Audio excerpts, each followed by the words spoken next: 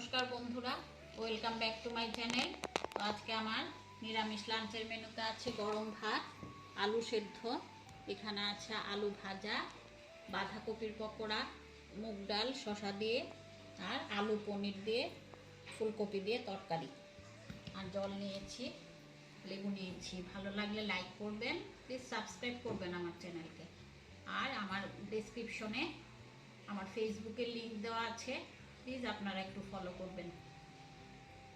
খাওয়া শুরু করি।